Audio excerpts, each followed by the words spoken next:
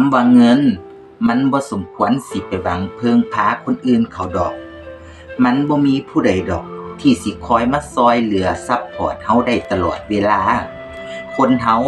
มีภาระหน้าที่คือกันทุกคนตนก็ต้องเป็นที่พึ่งแห่งตนอย่าโยนปัญหาไปเป็นภาระให้คนอื่นเขา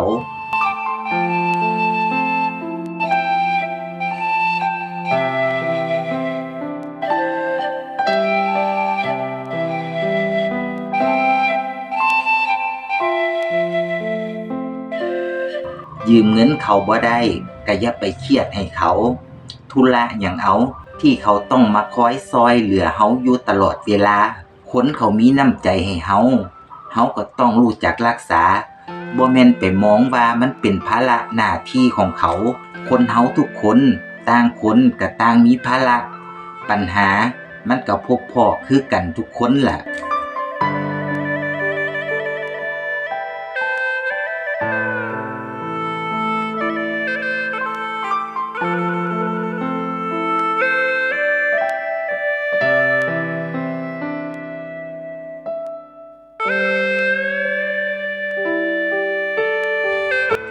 บางครั้งเฮาก็ต้องรู้จักเอาตัวเองให้รอดหัดยืนด้วยลำแข้งเจ้าของให้มันได้คันบ่ไหวอีหลีจังไปขอความช่วยเหลือจากผู้อื่นเขาปัญหาหนักหรือเบาเฮาก็ต้องรู้จักแก้บ่แม่นคอยแต่ให้คนอื่นเขามาซอยเหลือ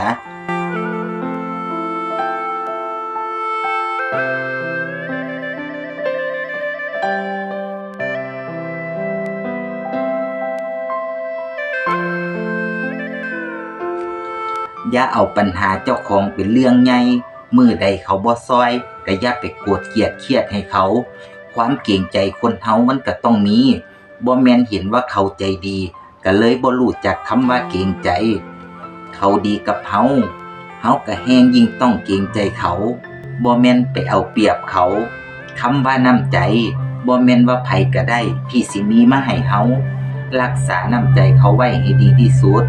เพราะบางครั้งมันอาจสิบ่มีคนแบบนี้เข้ามาในชีวิตเฮาอีกเลยก็ได้